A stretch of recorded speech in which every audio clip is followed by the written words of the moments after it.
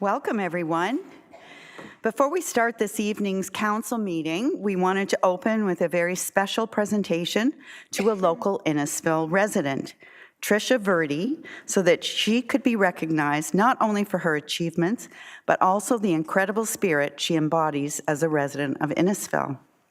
Tricia was profiled in a March article by Chris Simon in Innisfil Today, which highlighted Tricia's remarkable achievement of earning the Northern Lights Aero Foundation's 6th annual Captain Judy Cameron Scholarship.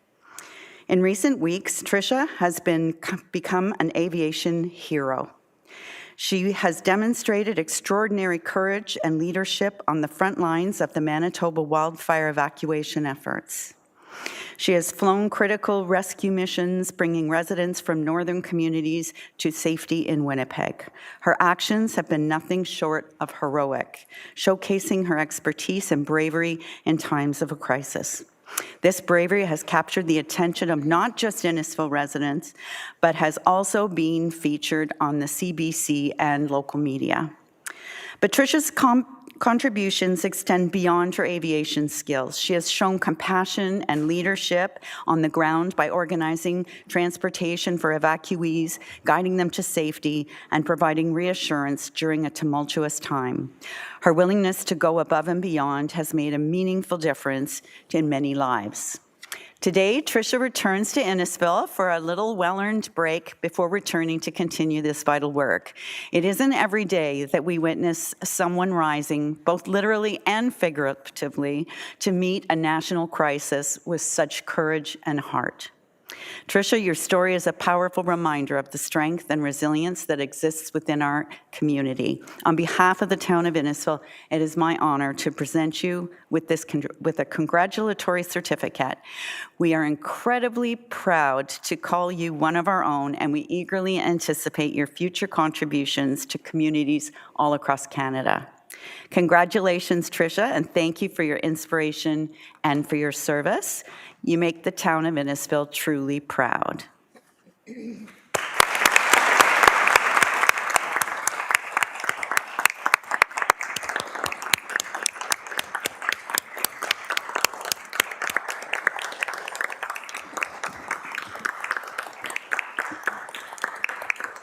So I'm going to invite Tricia to the front for a photo, and then I'll ask the rest of council to come down for a group photo.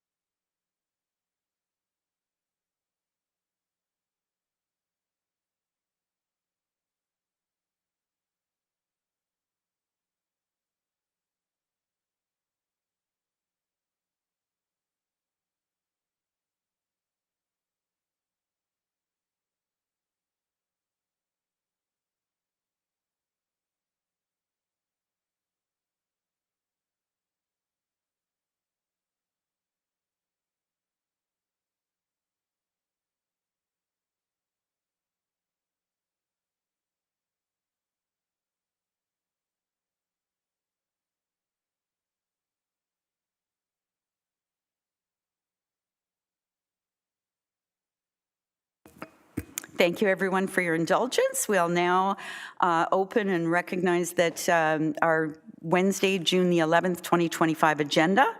And I'll just let you know that this meeting is audio and video recorded and live streamed on the Town of Innisfil's YouTube channel, and it shall form part of the record, which will be retained in accordance with the town's retention bylaw. And I want to thank everybody who's here joining us tonight, including those who are watching online. And now I'll ask Councillor Constantine to deliver the land acknowledgement.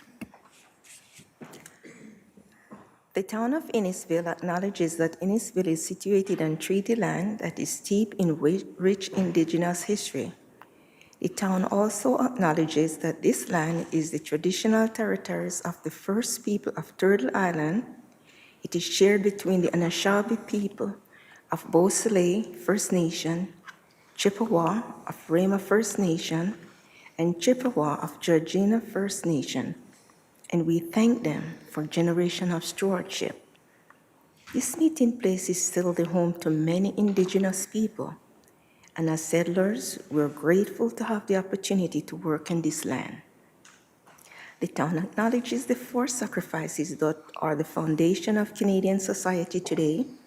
We are dedicated to honoring indigenous history and culture and committed to moving forward in the spirit of reconciliation and respect with all First Nation, Métis, and Inuits. Thank you, Councillor Constantine. We'll now go to item 2, which is open forum. We've had no one sign up for open forum this evening. So with item 3, we'll go to approval of the agenda. The agenda was put on the website 1 week ago, and I'd ask for a mover and a seconder, please, to approve the agenda as printed. That would be moved by Councillor Drodge and seconded by Councillor Richardson. All those in favor? That's carried. Are there any disclosures of interest, pecuniary, or conflict on tonight's agenda? Seeing none, if one becomes apparent to you at any time, please let it be known at that time, and the clerk will have you fill out the necessary documentation. Next, we go to item 5, which is presentations and petitions, and we do have a presentation this evening, and I'd like to welcome Brenda Orchard, President of the Canadian Association of Municipal Administrators, CAMA, to talk about this evening. Good evening, Mayor Dolan, council, staff, ladies and gentlemen. I'm very pleased to be here this evening representing the Canadian Association of Municipal Administrators to present the town of Innisfil with the CAMA Collaboration Award with Municipalities. My name is Brenda Orchard. I'm the CAO in Lennox and Addington County in Eastern Ontario. I'm also the board rep for Ontario and the president of CAMA. I'd like to actually recognize your CAO, Oliver Gershow, for being at our CAMA conference at Mount Tremblant and accepting this award during our conference, and thanking him for his support for CAMA and his leadership with his fellow CAOs. It's very important, so thank you. So each year, CAMA honors excellence in municipal administration through our awards program. So we recognize achievement in 4 areas: in innovation, in environmental leadership and sustainability, in inspiring workplace, and collaborations with external organizations and municipalities. These awards celebrate great work in local government with our CAOs and staff for successful programs, projects, and services. It's something to be very proud of. We share these awards across the country so that other municipalities can benefit from the great work that other staff do. And I know you're proud of your staff every day, but I hope you're extra proud of your staff for a project such as this, because I know for sure that there are municipalities across the country that will emulate it, and you'll go on to help municipalities across the country, and I think that's amazing. I know at the conference, Oliver, I'm sure you heard it, I heard it from CAOs saying, that's a great idea. Oh, that's something we could do. Why didn't we think of that? So that kind of conversation was happening, so I know you have an influence across the country with this, so congratulations. It's very special. So I just want to go over the evaluation criteria for the public so that they understand. The committee looks at innovation and creativity. They look at the impact on municipal administration.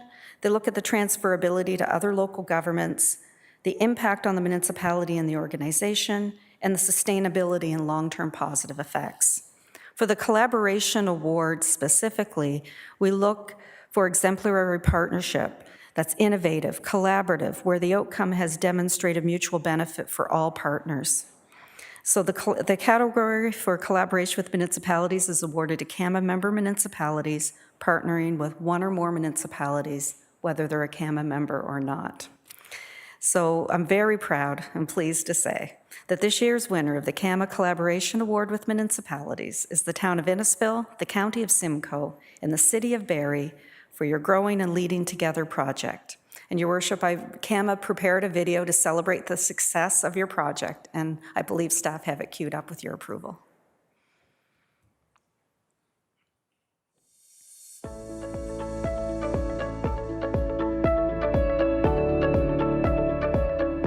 Congratulations to the town of Innisfil, county of Simcoe and city of Barrie, Ontario, winner of the 2025 CAMA Collaboration Award with Municipalities for their Growing and Leading Together program. The town of Innisfil proposed a partnership with the county of Simcoe and city of Barrie to collaborate on a mentorship program. This was a unique opportunity to build a supportive and mutually beneficial relationship with others, regardless of organization. By introducing and collaborating on a mentorship program, the partners have been able to facilitate connections between organizations and employees. An added benefit is greater opportunities to create synergies between the organizations and efficiency in work processes. In November 2024, for the third consecutive year, the partners held a week-long leadership event called Leading Together. This event included over 250 leaders across Simcoe County and was designed to address the extraordinary conditions leaders are navigating today. The leaders involved owned their own development and had the opportunity to network with others beyond borders. Congratulations to the town of Innisfil, county of Simcoe and city of Barrie on winning a CAMA Collaboration Award.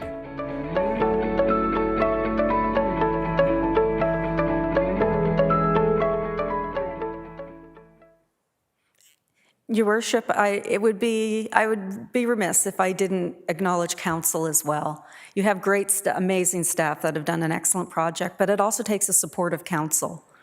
And the support and the encouragement that you provide your staff shines through with this project. So thank you as well to council. Thank you so much, Brenda, for being here, and thank you for traveling all the way from Lennox and Addington to be with us. It's very much appreciated, and we do very much thank our staff for all of the hard work that they do. And I know this is not the first CAMA award that we've won, but it's sure nice doing it in person and not virtually. Absolutely. I think you want to take a picture with the award. Absolutely. Thank you. I think it should be staff, though, not council. Okay.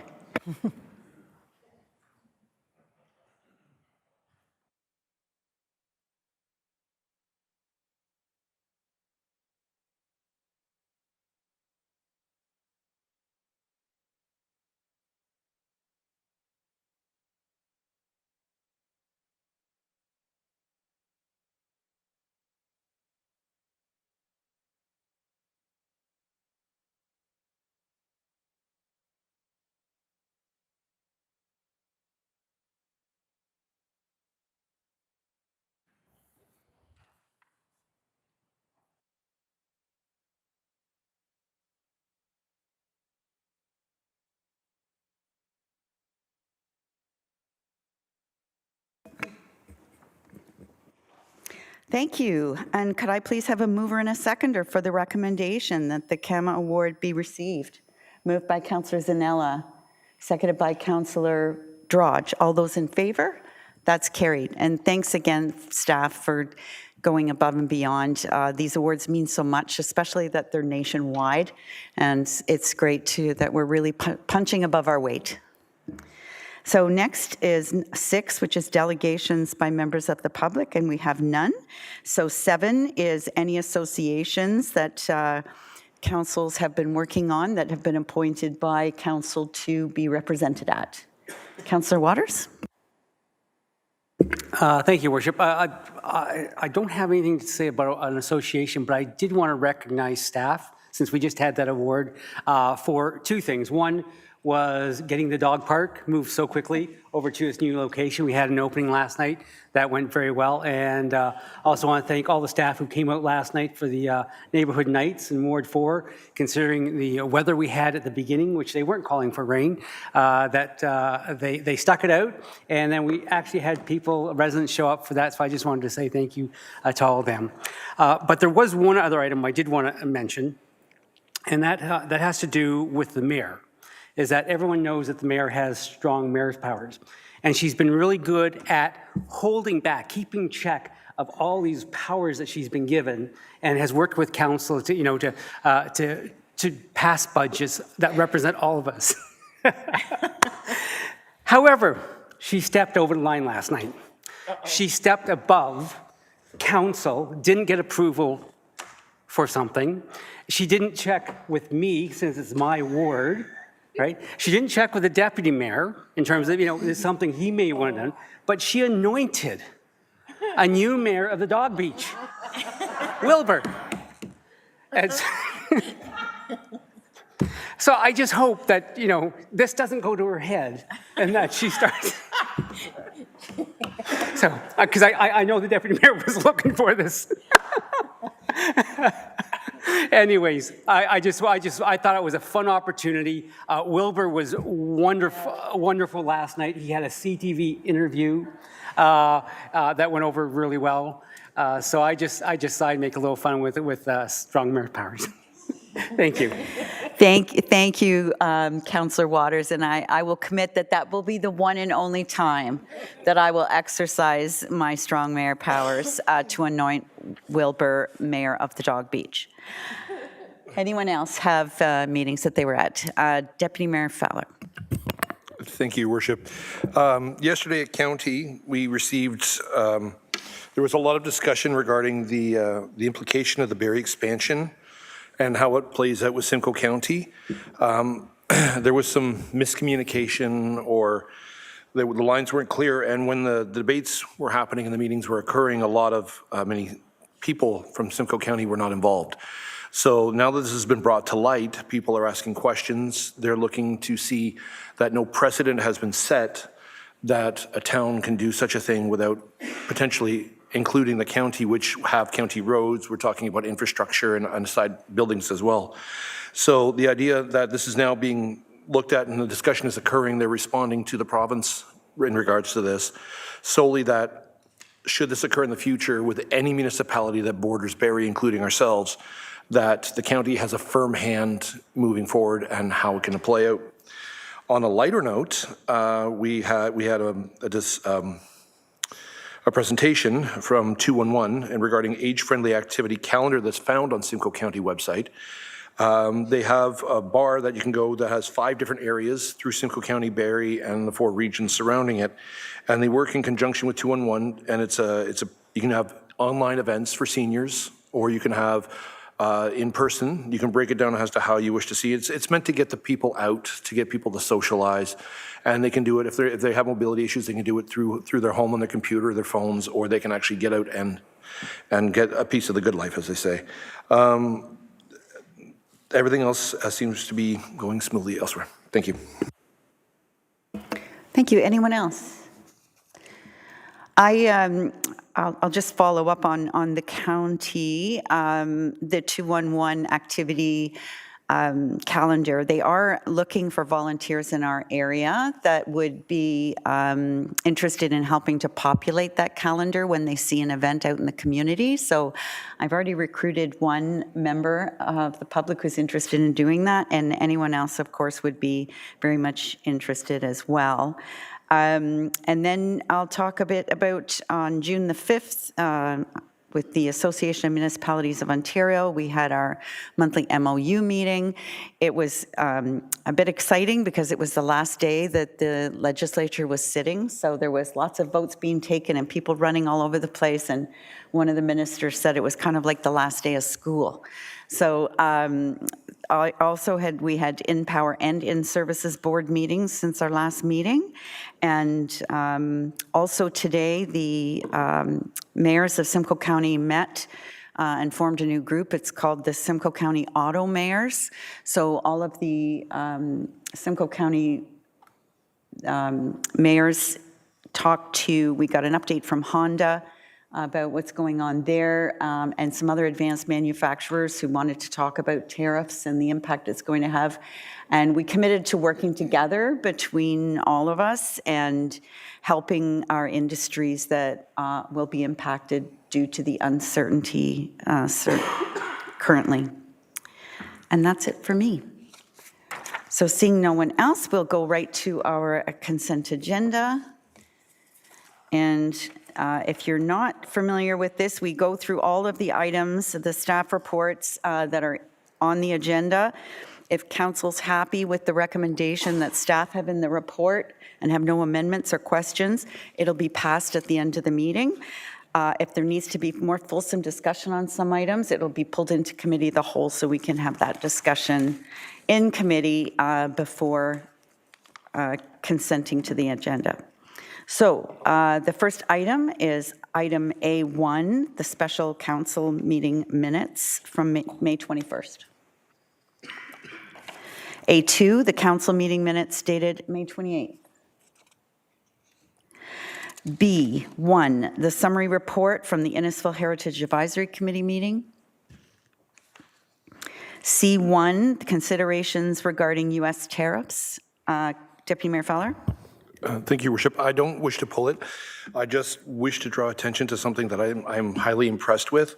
On page 3 of the report, in towns vendors spending U.S. versus Canadian, it says the town paid approximately $58.4 million for goods and services, and out of that, 99.58% of these payments were made to vendors with Canadian addresses.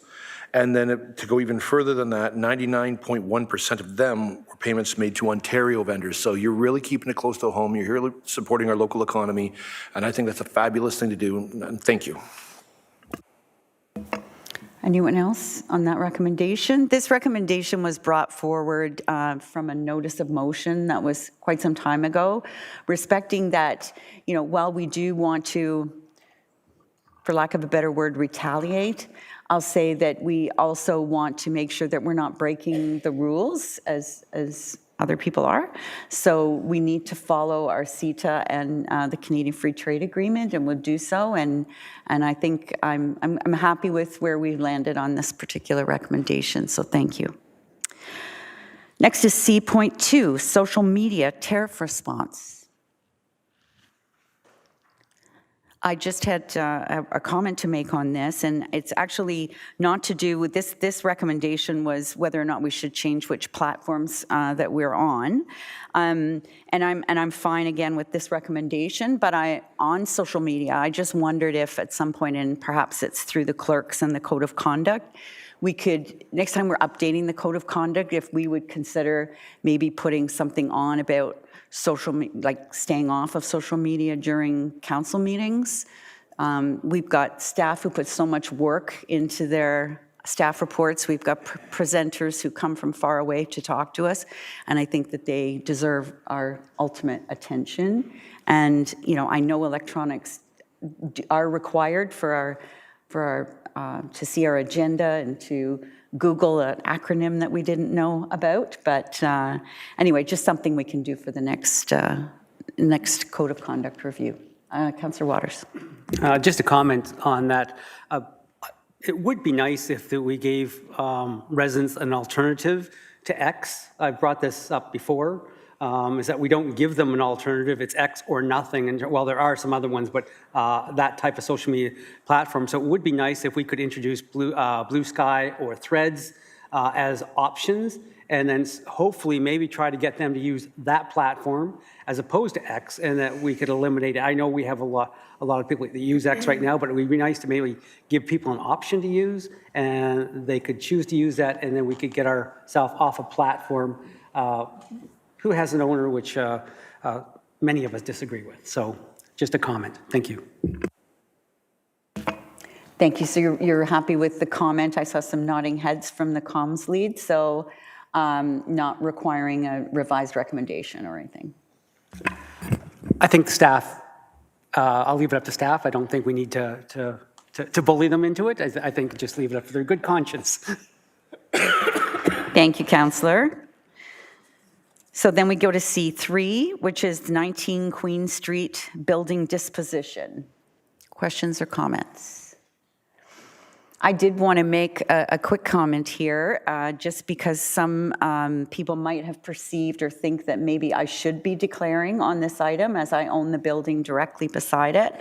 So I just did want to tell everyone I did reach out to our Integrity Commissioner, Mr. Mascarin, and asked him if I needed to declare on this. I even took a picture to show him how close the two buildings were, so he would know that it was, but he said no, unless I was planning on purchasing it, which I don't have any plan on doing, that I had no conflict. So I just wanted to make that known. Anyone else have any comments or questions on this? Seeing none, we'll go to C4, designation under Part 4 of the Ontario Heritage Act for the Sixth Line Cemetery. Seeing none, I hope this will get cars to stop running into it, but I don't know if it'll give it those powers. C5, zoning bylaw amendment for 1761 Webster Boulevard.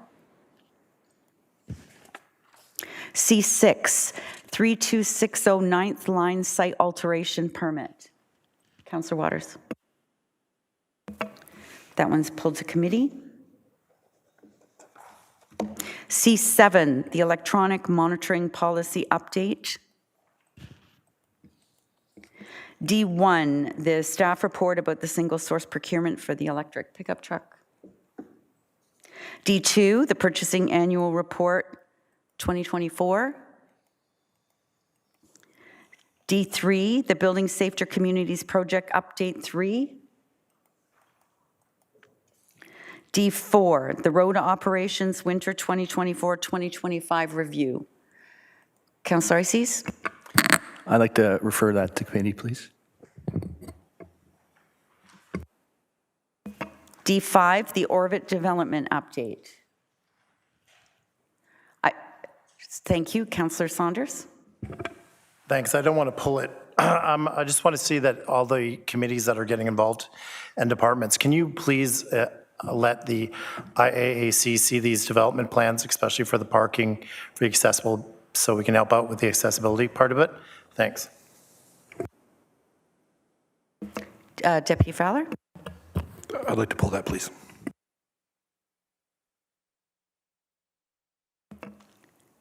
We have no bylaws, and we have no correspondence for action. G1, the Innisfil Library Board meeting minutes. B2, the Police Services Board meeting minutes. G3, a proclamation that June 2025 Seniors Month. G4, World Elder Abuse Awareness Day. I believe we're raising a flag for that tomorrow, if I'm not mistaken. G5, the Longest Day of Smiles proclamation. And G6, the St. John's Ambulance Week proclamation. And there are no motions which notice has been given, so we'll go to the consent list recommendation, please. A mover and a seconder for the consent list recommendation. Moved by Deputy Fowler, seconded by Councillor Ices. All those in favor? That is carried. And now we resolve to committee of the whole with a mover and a seconder, please. Councillor Constantine, Councillor Zanella. All those in favor? That is carried. And the first one was the 9th line. I believe that was Councillor Waters. Thank you, Your Worship. Secretary, Councillor Richardson. I have just a question on the property. Is that the area is a significant recharge area, and so I'm kind of wondering why there's no hydrological report that's required as part of this property. Thank you.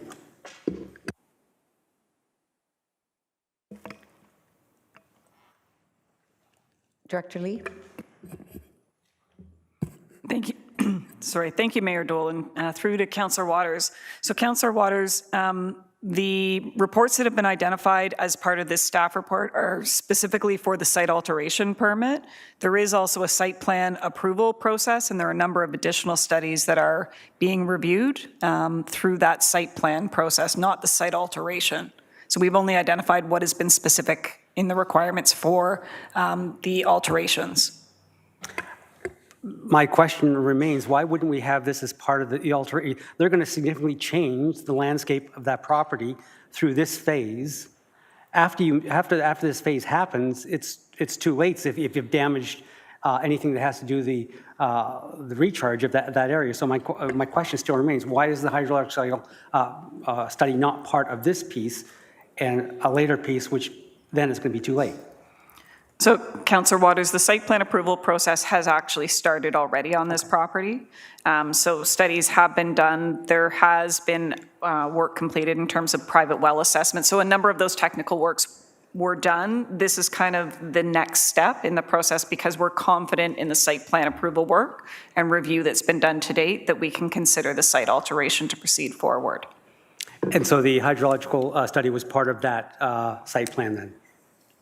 Councillor Waters, I'm just going to confirm in terms of, I assume it was because it's a typical requirement on all of our applications. That's correct. It was submitted. Okay, thank you. Just wanted to make sure that did happen. Thank you. Thank you. Other questions and comments? So, in the past, the site plan would have to be approved by council. We delegated that authority to staff, and even if we hadn't, we would have had to by now because the province has put in legislation requiring councils to delegate authority for site plan to staff. Seeing no other questions or comments, did you have a seconder? Yes, you did. All in favor of the motion? That is carried. The next item was D4, and it was Councillor Ices. Thank you, Worship. Councillor Saunders is my seconder. So I had asked about the costs regarding the ice storm last meeting, and I guess I wanted to just bring this forward just to highlight. This is a very in-depth report. It really spells out the costs that not only the ice storm contributed to the town budget, but also the proactive flood response expenses and measures that the town went through this winter with the excess snow. I would commend staff for being proactive on those responses because I think that saved money in the big picture. So I guess for those who haven't read the report, round numbers between the flood response and the ice storm response were $664,000 plus a little bit that wasn't budgeted for, that the staff is going to have to find a place to get those funds for. So my question would be, are there any level of flooding or say storm response that we put in our budgets to cover off some of these things in the past? Director Bowman? Through your worship to Councillor Ices, no, actually flooding response is not something that's in our budget at this time, and certainly not the type of response that we have had to come up with after the ice storm. So these are unbudgeted items. I'm just thinking ahead to our the Innisfil sustainability meetings that are happening, and as we talk about climate change and stuff like that, perhaps that's something that in the future budgeting processes we put a bit of a cost factor in there because we know we're going to have to pay them at some point. That would just be my comment on that. So thank you. Thank you. Anyone else on this item? I just wanted to thank you for bringing that up, Councillor Ices, and add to that the county's contribution through the wood debris and removal and chipping that's still going on throughout the county. Thank you for your patience, everyone. There's been no figure brought forward at the county yet, but it's going to be significant. After the first week of the storm, where we would typically bring in, I believe the director said about 50 or 60 ton of wood debris. It was like 20,000 tons of wood debris for the same period. So still lots of cleanup to do and lots of cost associated. Seeing no other comments, all those in favor to receive the recommendation or to receive for information. I just wanted to also point out, that's carried, that we have with us tonight Dylan Demore, who's a facilities specialist, and Mark Lawson, who's acting in the road supers role, who are here to observe council. And I was going to ask really hard questions on that report to you gentlemen, so to put you on the spot, but I decided maybe against that. But thank you for coming and thank you for your interest. Next, we go to item D5, and that was Deputy Fowler. Thank you, Your Worship. Councillor Constantine is my seconder. As many people know, the orbit has been in play now for nearly half a decade, if not a little over, and since the plans were first initially brought to the previous council. And a lot of people are asking questions at this point. There's been significant situations that have arisen, so I'm just going through the report, and there's a few things that have come to mind, and I think it'd be good just to have some questions answered for the population should they wish to learn more about it. So I've broken it down into a few of them, so I'm just asking for everyone's patience as I go through them. On page 1, under development applications, it says town planning staff have circulated a draft notice approval with conditions to town departments and agencies who are working on finalizing the conditions for issuance. Once the conditions are issued, Cortel will be required to submit a further submission to satisfy and clear the conditions. What is so significant that it's delayed it and then requires more to satisfy and clear for a final approval, yet with another submission in that regard? Director Lee. Thank you, Mayor Dolan, through to the Deputy Mayor. So essentially the town has implemented a new process, and that's that notice of approval with conditions. So with our site plan applications, in the past we had to, we went through the review, the drawings, peer reviews, got comments, and then we issued site plan approval. With the legislative changes that occurred last year, we had to start making decisions in a much shorter timeline. So we implemented this NOAC system where we do the initial review, determine that the site is appropriate, the site plan is appropriate, but there may be a number of technical things that are outstanding. So it could be we needed an updated drawing set. There's an update to one of the technical reports, transportation report, that has to be done. So we issue approval saying the site plan as proposed, the use, the setbacks are all appropriate, but there are some specific things you need to complete in order to actually get the final site plan approval, and that's what we're referring to in terms of that language there. So they would then modify the report or the drawing to satisfy those outstanding comments that have come either from town staff or from agencies like in services, and then they get their final site plan approval. Deputy Mayor. Thank you. Thank you, Worship. Okay, on page 2, regarding the second site plan application for the proposed GO station, the developer continues to work closely with Metrolinx towards their 90% GO station design. It's been held there for a good long period of time. What would be the reason to stagnate at that particular percentage? Director Lee. Thank you, Mayor Dolan, through the Deputy Mayor. So the 90% is a very detailed design, Deputy Mayor, but it also looks at a number of factors in terms of the layout on the property, which would include ownership of the property, what would be owned by Metrolinx, what would continue to be owned by the developer. And so that has triggered some additional discussion in terms of the layout, where the multi-use path occurs, where parking and pick up and drop off areas are going to occur.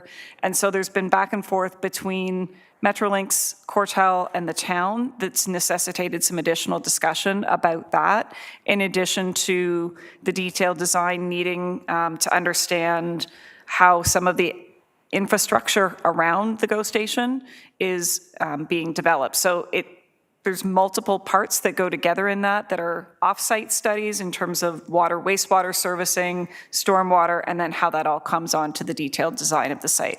So it is at that 90% design, and they anticipate that that will be submitted once we can finalize the ownership. Deputy Mayor?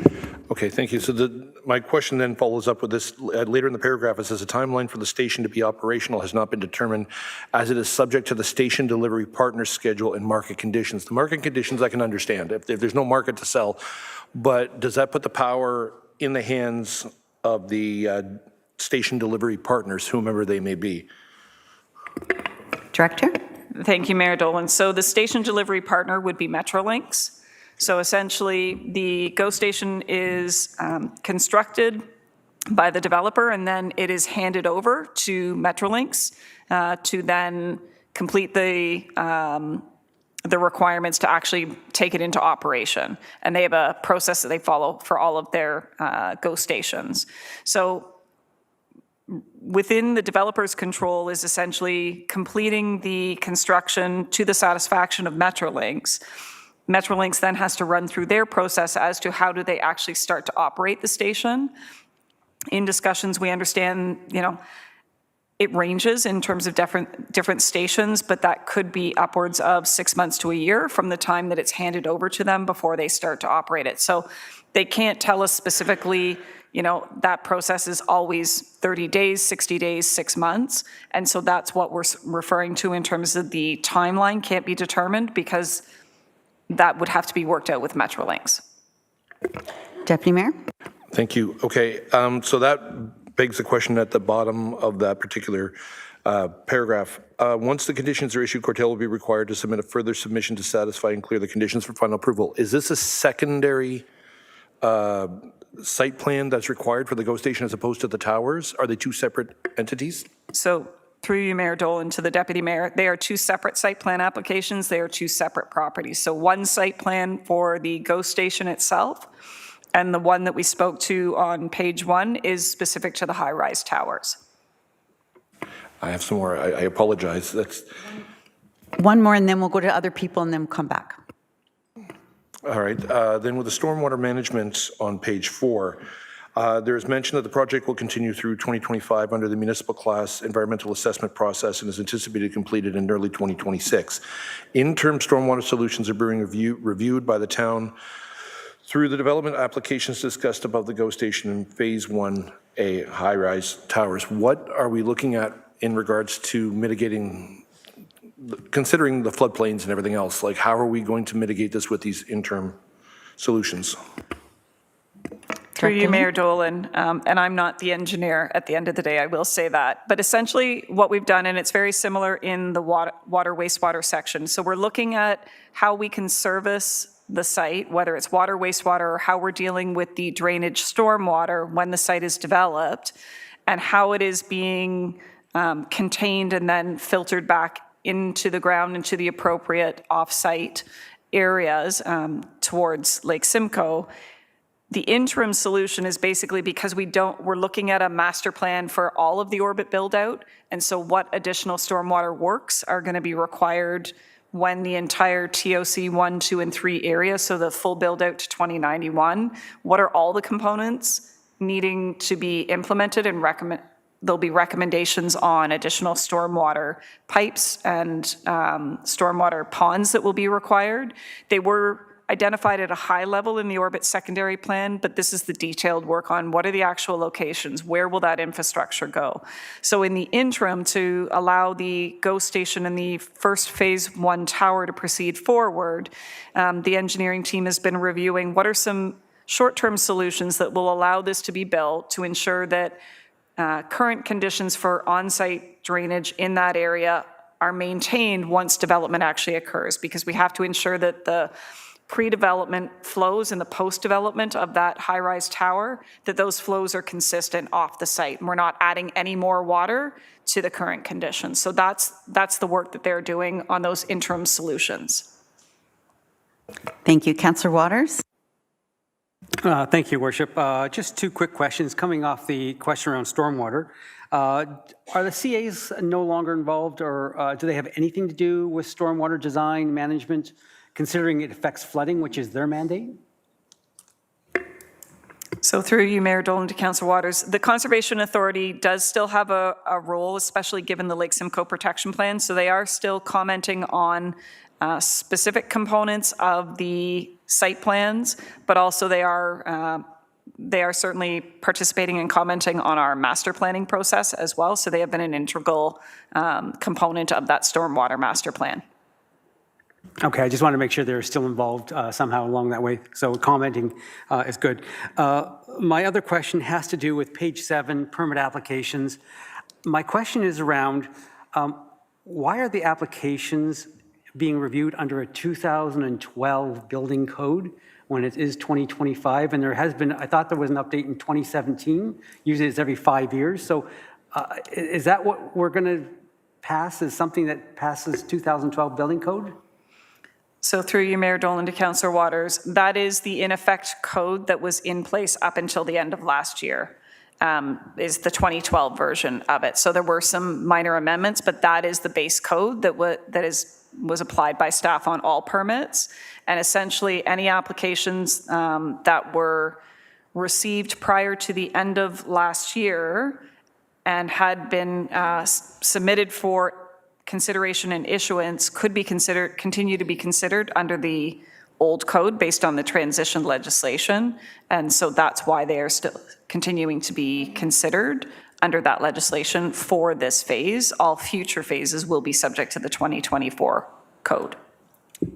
So this phase would be the first tower or all 3 towers? The first 3 towers are the initial application. So not only did we not get a sustainable community, as which we were originally promised, we're not even going to meet the 2025 code on these buildings. We're going to be building it in 2012, which is the only appealing thing about this development since we started has been the fact that we have density, which is the way we should be building. But in terms of what this council and previous council was promised, this is nowhere near the green design that we originally planned for. So I just, I get disappointed when I see that we're using 2012 building code. I understand why, but it just seems just disappointing, let's put it that way. Thank you. Thank you, Councillor Waters. And also under Bill 17, I believe is the bill now, that even if a municipality has standards that are higher than the building code, they are no longer have to be followed. That the building code standard is as high as the standard can be according to Bill 17, which was passed last week. So we're going backwards. Deputy Mayor Fowler. Thank you, Worship. I'm going to follow up with Councillor Waters. He actually took part of my question away there, but it's good that great minds think alike. The applications continue to be considered incomplete as the properties do not yet have site plan approval or registered agreements, and they have not received the required railway corridor permit from Metrolinx. Does that mean that the GO station has to get full approval before the buildings? Are they tied together, or can they be done under separate permits? Director Lee. Thank you, Mayor Dolan. So Deputy Mayor, I think there were a couple of questions there. The required rail corridor permit that's identified in that specific area is essentially a permit sign-off from Metrolinx that they're aware of the proposed building and the construction, and that they authorize that construction to occur. There's a certain distance from the rail corridor that they're required to give approval for. So that's the rail corridor permit that's been identified in that component of the staff report. In terms of the site plan, those notice of approval of conditions, the draft conditions do reflect timing in terms of occupancy of the Phase 1 tower and occupancy of the GO station, and so there is a tie between occupancy of both of those buildings. Anyone else? Seeing none, thank you for this very detailed and timely update. There has been a lot of questions in the public about when is the GO train station coming. So this is really helpful information for us to have on hand, so thank you. Seeing no one else, we have a mover and a seconder to be received for information. All those in favor? That is carried.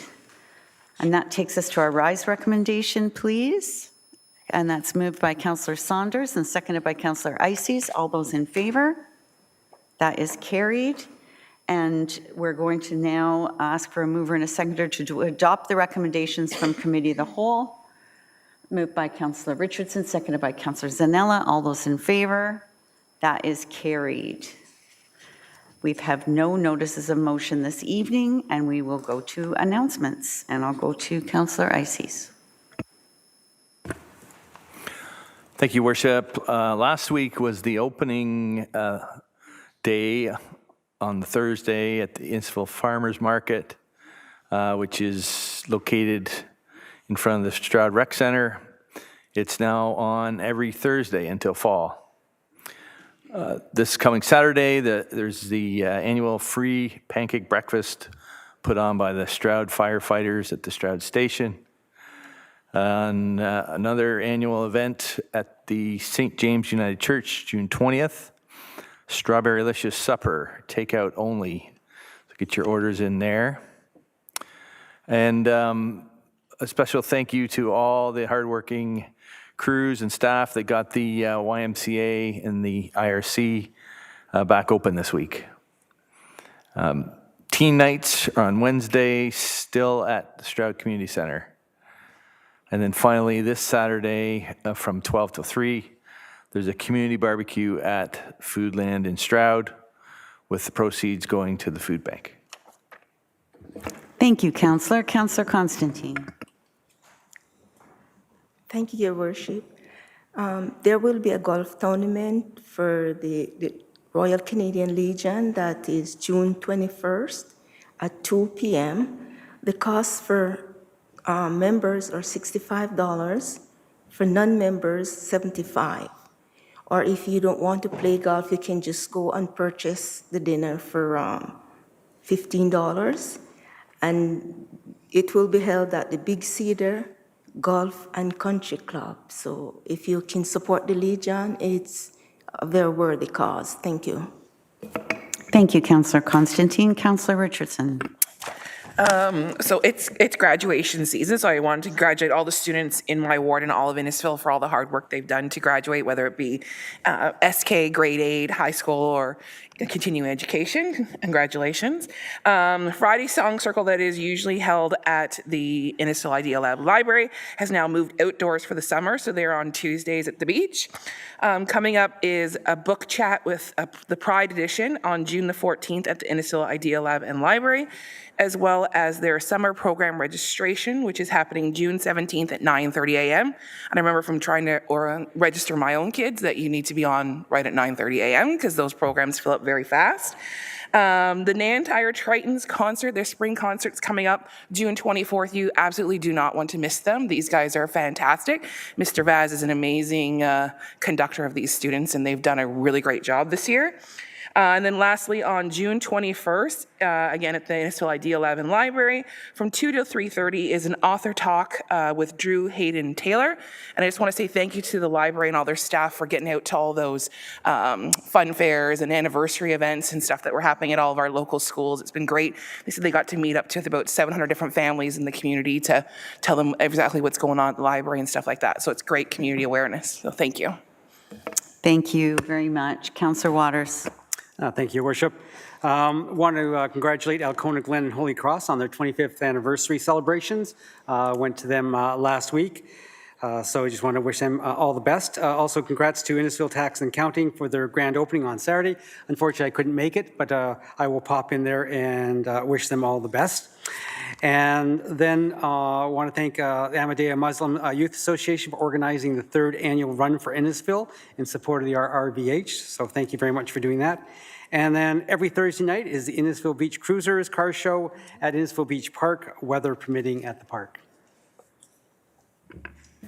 Thank you. Tomorrow night, I have to pick a car, so I could, a winning car, so I could use some help. So if any council members want to come and give me assistance, because I know nothing about cars.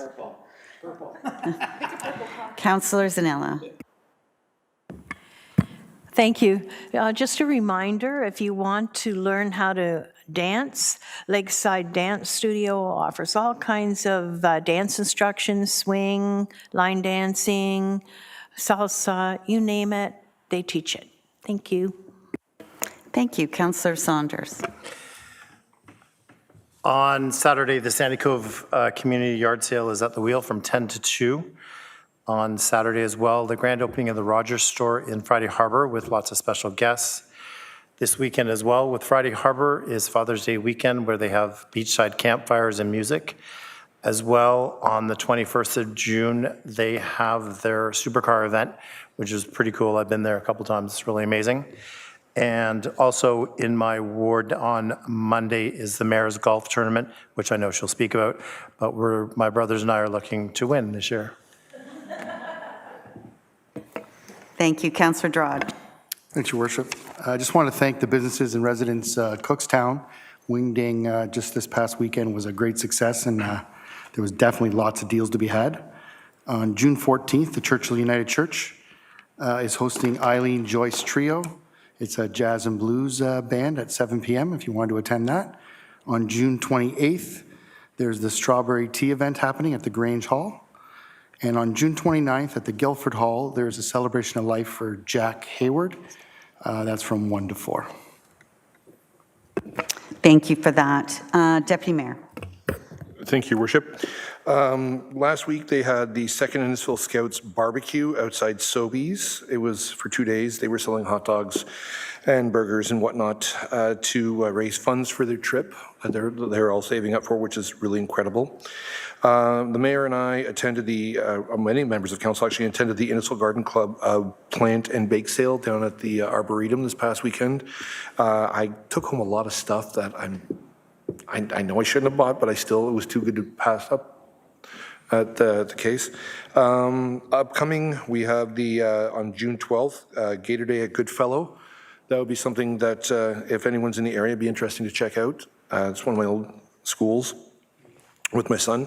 June 19th, in the park, we're having a morning of reconciliation celebrating Indigenous identity, knowledge, and strength that begins at 6 a.m. So if you get up early, plan to get up earlier for it. So thank you. Thank you. So much going on this time of year. It really is. I just wanted to give a big shout out to staff for organizing neighborhood nights. We've had 3 really successful ones this spring and great turnout. One that we even pivoted because it was raining and brought it inside the Morgan Russell Arena. And I just looking around at all of the people that are required to be at these events and a huge operational event to get everybody together like that, but the community loves them and each one is getting bigger and more well attended. So thank you very much to everyone for that. I think most of the things have been covered. I just wanted to cover on a sad note, I did attend the visitation for Rose Radcliffe from Lakeview Gardens and I met her family that live here, but many of her extended family from Ottawa and her sisters and brother were there, and it was a very sad event, but I was happy to be able to bring condolences on behalf of the town of Innisfil. They do so much for us. Also attended the visitation for Brad Cook, a longtime resident, his wife Sandy, and the girls. It was very, they brought up at Sandy told me she would like some kind of way to remember Brad for being at the corners here for 50 years or almost 50 years, but we'll have to put our heads together for that. And also just today I found out of the passing of another icon in the community, Bill Draper. Bill and Ruth Draper lived in Cookstown. She was a school teacher. He was a Lions member and a Mason, a Lions member was actually district governor for many years, and just dear friends. I did the eulogy at his wife's funeral, and I'll be attending his funeral tomorrow. On a lighter note, a happier note, I just wanted to say that we recognize June as Deaf Blind Month, and we went and did the yarn bombing, and that was lots of fun. I got to teach a civics class at Alcona Glen School, grade 5s, and they were extremely engaged and clever, and this is part of the Healthy Democracy Project put on by AMO, and it's to try to develop young people to get involved in and let them know that local government matters. And attended a 60th a celebration for 60 years as a volunteer for Wayne Ayres, one of our volunteer firefighters from Stroud. There'll be a more formal something done by the fire department at some point, but his nephew just did a bit of a surprise thing for him, and I was really happy to attend that.